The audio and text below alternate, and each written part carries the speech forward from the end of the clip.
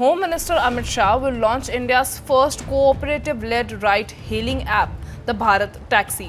कि सहकार टैक्सी जो भी मुनाफा कमाएगी उसमें से 3 साल के बाद पूरा एक्सपेंशन हो जाने के बाद రీసెంట్ గా యూనియన్ హోమ్ మినిస్టర్ అయిన అమిత్ షా భారత్ టాక్సీ అనే ఒక government backed cab services platform ని లాంచ్ చేశారు.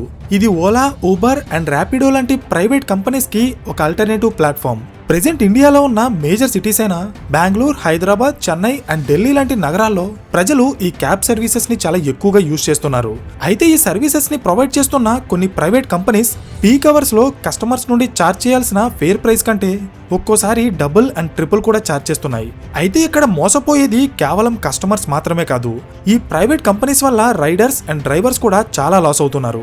బికాస్ వాళ్ళు ఒక రోజు సంపాదించే డబ్బులో దాదాపు 30 to 40% డబ్బుని ఈ ప్రైవేట్ కంపెనీలు కమిషన్ రూపంలో లాగేసుకుంటాయి.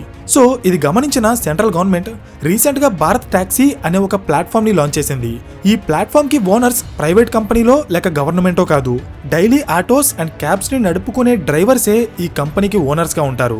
సో ఇక్కడ క్వశ్చన్ ఏంటంటే, ఒక ఆటో డ్రైవర్ తను పనిచేసే కంపెనీకి ఓనర్ ఎలా అవుతాడు? అసలు భారత్ టాక్సీ కంపెనీ యొక్క బిజినెస్ మోడల్ ఏంటి? అండ్ అది ఓలా, ఊబర్ అండ్ ర్యాపిడో లాంటి కంపెనీస్ ని ఎలా బీట్ చేస్తుందో నేను ఈ వీడియోలో చెప్పబోతున్నాను. గైస్, ఈ వీడియో చాలా ఇంట్రెస్టింగ్ గా ఉంటుంది. కంప్లీట్ గా ప్రైవేట్ కంపెనీల చేతుల్లోకి వెళ్లిపోయిన ఒక బిజినెస్ ని మళ్ళీ గవర్నమెంట్ తన కంట్రోల్లోకి ఎలా తెచ్చుకుంటుందో ఈ వీడియో చూస్తే క్లియర్ గా అర్థమవుతుంది. So let's begin. Hello everyone, welcome to today's video and this is your friend Surya. Present ఇండియాలో ఉన్న క్యాబ్ సర్వీసెస్ బిజినెస్ ని ఓలా, ఊబర్ అండ్ ర్యాపిడో లాంటి ప్రైవేట్ కంపెనీస్ మేజర్ గా డామినేట్ చేసి బిజినెస్ చేస్తున్నాయి.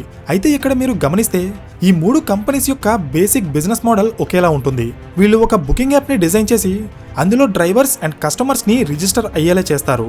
వన్స్ కస్టమర్స్ రైడ్ ని బుక్ చేస్తే ఈ ప్రైవేట్ కంపెనీస్ కస్టమర్స్ నుండి మనీ ఛార్జ్ చేసి అందులో కొంత కమిషన్ తీసుకుని మిగిలిన డబ్బుని డ్రైవర్స్ కి ఇస్తారు. సింపుల్ గా చెప్పాలంటే వీళ్ళంతా కూడా కమిషన్ బేస్ మీద వర్క్ చేస్తారు. అయితే రోజులు గడిచే కొద్దీ కమిషన్ బేస్డ్ గా పనిచేసే ఈ ప్రైవేట్ కంపెనీలు డెవలప్ అవుతున్నాయి, కానీ నిజంగా రోడ్డు మీద కష్టపడి పనిచేసే డ్రైవర్స్ యొక్క జీవితాల్లో మాత్రం ఎలాంటి మార్పు రావడం లేదు. దీనికి రీజన్ ఏంటంటే, ఈ ప్రైవేట్ కంపెనీస్ అన్ని క్యాబ్ డ్రైవర్స్ ని యూజ్ చేసుకుని కోట్లలో డబ్బు సంపాదిస్తాయి. కానీ ఈ క్యాబ్ డ్రైవర్స్ కి మాత్రం తను పనిచేసే కంపెనీ యొక్క రెవెన్యూలో కానీ ప్రాఫిట్స్ లో కానీ 1% కూడా షేర్ ఉండదు. అందుకే బిజినెస్ చేసుకునే కంపెనీలు డెవలప్ అవుతాయి, కానీ దానికి పనిచేసే డ్రైవర్ల జీవితాల్లో మాత్రం ఎలాంటి మార్పు ఉండదు. అయితే ఇక్కడ పాయింట్ ఏంటంటే, ఒక కంపెనీ యొక్క గ్రోత్ లో ఆ కంపెనీలో పనిచేసే వర్కర్ కూడా ఒక భాగస్వామి అయ్యి ఆ కంపెనీ సంపాదించే లాభాల్లో కొంత వాటా పొందాలంటే ఈ వర్కర్ కి ఆ కంపెనీలో వాటా ఉండాలి. జనరల్ గా కార్పొరేట్ కంపెనీస్ వాళ్ళ ఎంప్లాయీస్ కి లేదా వర్కర్స్ కి బిజినెస్ లో వాటా ఇవ్వవు. కానీ బిజినెస్ లో వర్కర్స్ కి వాటా ఇచ్చే కొన్ని సంస్థలు కూడా ఉన్నాయి. వాటినే కోఆపరేటివ్ సొసైటీస్ అంటారు. ఇవి ఎలా పనిచేస్తాయంటే, కొంతమంది వ్యక్తులు ఒక గ్రూప్ గా ఏర్పడి కంబైన్డ్ గా ఒక బిజినెస్ లేదా కంపెనీని స్టార్ట్ చేస్తారు. వాళ్లే ఆ కంపెనీకి ఓనర్స్.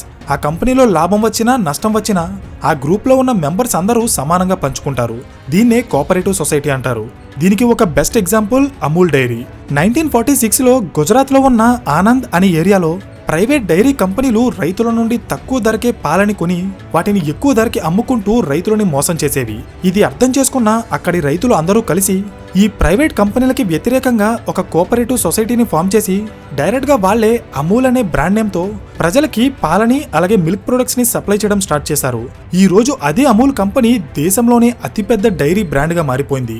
సో ఇప్పుడు కోఆపరేటివ్ సొసైటీ గురించి అలాగే అమూల్ బ్రాండ్ గురించి ఎందుకు చెప్తున్నానంటే, ప్రెజెంట్ మనం మాట్లాడుకుంటున్న ఈ భారత్ టాక్సీ కూడా అమూల్ లాంటి ఒక కోఆపరేటివ్ సొసైటీయే. ప్రెజెంట్ ఇండియాలో ఉన్న క్యాబ్ సర్వీస్ బిజినెస్ లో ప్రైవేట్ కంపెనీల యొక్క డామినెన్స్ ని తగ్గించడానికి ఇండియన్ గవర్నమెంట్ రీసెంట్ గా ఈ భారత్ టాక్సీ అనే ప్లాట్ఫామ్ ని లాంచ్ చేసింది. అయితే ఈ ప్లాట్ఫామ్ ని గవర్నమెంట్ లాంచ్ చేసినంత మాత్రాన దీని ఓనర్షిప్ గవర్నమెంట్ చేతిలో ఉండదు. నేను ఆల్రెడీ చెప్పినట్టే ఇది ఒక కోఆపరేటివ్ సొసైటీ. అంటే ఇందులో పనిచేసే డ్రైవర్సే దీని ఓనర్స్ గా ఉంటారు. ఈ కంపెనీ ఎలా పనిచేస్తుందో చెప్తా చూడండి. ఈ ప్లాట్ఫామ్ లో రిజిస్టర్ అవ్వాలనుకున్న డ్రైవర్స్ భారత్ టాక్సీ యాప్ ని డౌన్లోడ్ చేసుకుని ఈ కంపెనీలో మినిమం 5 షేర్స్ ని కొనుక్కోవాలి. ఆ 5 షేర్స్ యొక్క వాల్యూ 500 రూపీస్. సింపుల్ గా చెప్పాలంటే ఒక 500 రూపీస్ పే చేసి ఒక క్యాబ్ డ్రైవర్ ఈ భారత్ టాక్సీ అనే కోఆపరేటివ్ సొసైటీలో మెంబర్ అవ్వచ్చు. ఫ్యూచర్లో ఈ కంపెనీ లాభాలు సంపాదిస్తే అప్పుడు డివిడెండ్స్ రూపంలో ఆ లాభాలని క్యాబ్ డ్రైవర్స్ అందరికీ సమానంగా పంచుతారు. ఈ కంపెనీకి ఎలాంటి ఎక్స్టర్నల్ ఇన్వెస్టర్స్ కానీ కార్పొరేట్ మేనేజ్మెంట్ కానీ ఉండదు. ప్రెజెంట్ ఈ ప్లాట్ఫామ్ ని సహకార్ టాక్సీ కోఆపరేటివ్ లిమిటెడ్ అనే ఒక సంస్థ ఆపరేట్ చేస్తుంది.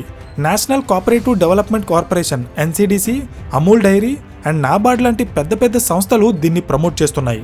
భారత్ టాక్సీ అనే ప్లాట్ఫామ్ అసలు ఎందుకు స్టార్ట్ అయిందో మీకు అర్థమైంది కదా. అయితే present Indian cab services business లో ఉన్న ప్రాబ్లమ్స్ ఏంటి, కస్టమర్స్ అండ్ డ్రైవర్స్ ప్రైవేట్ కంపెనీల వల్ల ఎలాంటి ప్రాబ్లమ్స్ ఫేస్ చేస్తున్నారు, అండ్ ఆ ప్రాబ్లమ్స్ ని భారత్ టాక్సీ ఎలా సాల్వ్ చేయబోతుందో చెప్తా చూడండి. ఈ Bharat taxi platform same Ola, Uber and Rapido లాగే పనిచేస్తుంది. అంటే మనకి కావాల్సిన 2 wheeler, 3 wheeler and 4 wheeler rides ని మనం ఈ ప్లాట్ఫామ్ ద్వారా బుక్ చేసుకోవచ్చు. కానీ ఈ ప్రైవేట్ కంపెనీస్ తో పోలిస్తే భారత్ టాక్సీలో ప్రైజెస్ చాలా తక్కువగా ఉంటాయి. దీనికి రీజన్ ఏంటంటే ప్రైవేట్ కంపెనీల యొక్క బిజినెస్ మోడల్ కి భారత్ టాక్సీ యొక్క బిజినెస్ మోడల్ కి మధ్య చాలా తేడా ఉంటుంది. For example, Ola, Uber and Rapido లాంటి ప్లాట్ఫామ్స్ లో మీరు ఒక రైడ్ బుక్ చేసినప్పుడు మీరు పే చేసే అమౌంట్ లో ఈ ప్రైవేట్ కంపెనీలు అప్ టు 30 to 40% అమౌంట్ ని కమిషన్ రూపంలో తీసుకుని మిగిలిన అమౌంట్ ని డ్రైవర్స్ కి పాస్ చేస్తారు. డ్రైవర్స్ కమిషన్ పోగా వచ్చిన డబ్బుతోనే వాళ్ళ వెహికల్ కి ఫ్యూయల్ కొట్టించాలి, మెయింటెనెన్స్ చేయాలి అండ్ అందులోనే వాళ్ళ డైలీ వేజ్ కూడా సంపాదించాలి. దీనివల్ల డ్రైవర్స్ చాలా వరకు నష్టపోతారు. అయితే ఈ ప్రాబ్లమ్ ని భారత్ టాక్సీ ఎలా సాల్వ్ చేసిందంటే ఈ ప్లాట్ఫామ్ లో వచ్చే రైడ్స్ మీద డ్రైవర్స్ ఎవ్వరికి ₹1 కూడా కమిషన్ పే చేయాల్సిన అవసరం లేదు. డ్రైవర్స్ 0 కమిషన్ తో ఈ ప్లాట్ఫామ్ ని యూజ్ చేసుకోవచ్చు. కానీ ఈ ప్లాట్ఫామ్ ని రన్ చేయాలంటే వాళ్ళకి కొంత డబ్బు కావాలి. సో ఆ డబ్బు కోసం ఈ కంపెనీ డ్రైవర్స్ నుండి కొంత సబ్స్క్రిప్షన్ ఫీజుని ఛార్జ్ చేస్తుంది. ఆ సబ్స్క్రిప్షన్ 4 వీలర్ క్యాబ్ కైతే ₹30 పర్ డే అండ్ ఆటో రిక్షాకైతే ₹18 పర్ డేగా ఉంటుంది. సింపుల్ గా చెప్పాలంటే ఒక ఆటో డ్రైవర్ రోజుకి కేవలం ₹18 మాత్రమే భారత్ టాక్సీకి పే చేసి ఇంకా ఎలాంటి కమిషన్ లేకుండా రోజంతా ఎన్ని రైడ్స్ అయినా వేయొచ్చు. దీనివల్ల డ్రైవర్స్ కి డైలీ వచ్చే ఆదాయం చాలా వరకు పెరుగుతుంది. అండ్ లాంగ్ టర్మ్ లో ఈ కంపెనీ లాభాలు సంపాదిస్తే ఆ లాభాలు కూడా షేర్ హోల్డర్స్ అయిన డ్రైవర్స్ కే వస్తాయి. కాబట్టి short term and long term ఎలా చూసినా డ్రైవర్స్ ఈ ప్లాట్ఫామ్ వల్ల బెనిఫిట్ పొందుతారు. ఇప్పటి వరకు క్యాబ్ డ్రైవర్స్ ఫేస్ చేస్తున్న ప్రాబ్లమ్స్ ని భారత్ టాక్సీ ఎలా సాల్వ్ చేసిందో చూసాం. అయితే ఇప్పుడు కస్టమర్స్ ఫేస్ చేస్తున్న ప్రాబ్లమ్స్ చూద్దాం. ఓలా, ఊబర్ అండ్ ర్యాపిడో లాంటి కంపెనీస్ తో రెగ్యులర్ గా కస్టమర్స్ ఫేస్ చేసే ఒక పెద్ద ప్రాబ్లం సర్జ్ ప్రైజింగ్. అంటే పీక్ అవర్స్ లో ఈ కంపెనీలు ప్రైజెస్ ని భారీగా పెంచేస్తాయి. ఫర్ ఎగ్జాంపుల్, మార్నింగ్ ఆఫీస్ కి వెళ్లే టైమింగ్స్ అండ్ ఈవినింగ్ ఆఫీస్ నుండి వచ్చే టైమింగ్స్, వీటినే పీక్ అవర్స్ అంటారు. ఈ టైమింగ్స్ లో autos, cabs and bike rides కి డిమాండ్ ఎక్కువగా ఉండటం వల్ల అన్ని ప్లాట్ఫామ్స్ లో కూడా రైడ్ యొక్క ప్రైజెస్ నార్మల్ ఫేర్ తో పోలిస్తే చాలా ఎక్కువగా ఉంటాయి. దీన్నే సర్జ్ ప్రైజింగ్ అంటారు. అయితే ఈ ప్రైజెస్ ని ఈ కంపెనీలు ఎలా డిసైడ్ చేస్తాయో కూడా ఎవ్వరికీ తెలీదు. దీనివల్ల కస్టమర్స్ చాలా నష్టపోతున్నారు. ఎందుకంటే ఒక్కోసారి ఈ ప్రైజెస్ డబుల్ అండ్ త్రిబుల్ కూడా అయిపోతుంటాయి. అందుకే భారత్ టాక్సీ ప్లాట్ఫామ్ ఈ సర్జ్ ప్రైజింగ్ అనే కాన్సెప్ట్ ని రిమూవ్ చేసి ఫిక్స్డ్ ఫేర్ ని ఇంప్లిమెంట్ చేస్తుంది. అంటే మీరు ఆఫ్టర్నూన్ 2 o'clock కి రైడ్ బుక్ చేసినా, ఈవినింగ్ 7 o'clock కి రైడ్ బుక్ చేసినా ప్రైజెస్ లో మాత్రం ఎలాంటి తేడా ఉండదు. ఇది కస్టమర్స్ కి చాలా డబ్బుని సేవ్ చేస్తుంది. నెక్స్ట్, కస్టమర్స్ ఫేస్ చేస్తున్న మరొక ప్రాబ్లం రైడ్ క్యాన్సిలేషన్స్. అంటే పికప్ డిస్టెన్స్ ఎక్కువగా ఉన్నా లేక ఎర్నింగ్స్ తక్కువగా ఉన్నా అలాంటి సిచ్యువేషన్స్ లో కస్టమర్ బుక్ చేసుకున్న రైడ్స్ ని డ్రైవర్స్ లాస్ట్ మూమెంట్ లో క్యాన్సిల్ చేస్తూ ఉంటారు. దీనివల్ల కస్టమర్స్ యొక్క టైం వేస్ట్ అవ్వడం మాత్రమే కాదు, వాళ్ళు చాలా ఫ్రస్ట్రేషన్ కి కూడా లోన్ అవుతారు. ఎలా రైడ్స్ క్యాన్సిల్ అవ్వడానికి రీజన్ ఏంటంటే క్యాబ్ డ్రైవర్స్ లేదా ఆటో డ్రైవర్స్ పీక్ అవర్స్ లో సర్జ్ ప్రైస్ కి ఆశపడి బెటర్ రైడ్ వచ్చినప్పుడు చిన్న చిన్న రైడ్స్ ని క్యాన్సిల్ చేస్తూ ఉంటారు. కానీ భారత్ టాక్సీలో కమిషన్ కానీ సర్జ్ ప్రైసింగ్ కానీ ఉండదు. కాబట్టి డ్రైవర్ సంపాదించుకునే ప్రతి రూపాయి మాక్సిమం తన పాకెట్ లోకి వెళ్తుంది. ఇలాంటి ఒక ఫెసిలిటీ ఉన్నప్పుడు డ్రైవర్స్ రైడ్స్ ని క్యాన్సిల్ చేయడం తగ్గిస్తారు. ఎందుకంటే జనరల్ గా పీక్ అవర్స్ లో ప్రైజెస్ ఎక్కువగా ఉంటాయి కాబట్టి డ్రైవర్స్ ఎక్కువ సంపాదిస్తారు అనుకుంటాం. కానీ డిమాండ్ తక్కువ ఉన్నప్పుడు అదే డ్రైవర్స్ లాస్ వచ్చిన రైడ్స్ వేయాల్సి వస్తుంది. అండ్ ఆ లాస్ రైడ్స్ లో కూడా వాళ్ళు ప్రైవేట్ కంపెనీస్ కి కమిషన్ పే చేయాలి. అందుకే క్యాబ్ డ్రైవర్స్ లాస్ వచ్చే రైడ్స్ ని క్యాన్సిల్ చేస్తూ ఉంటారు.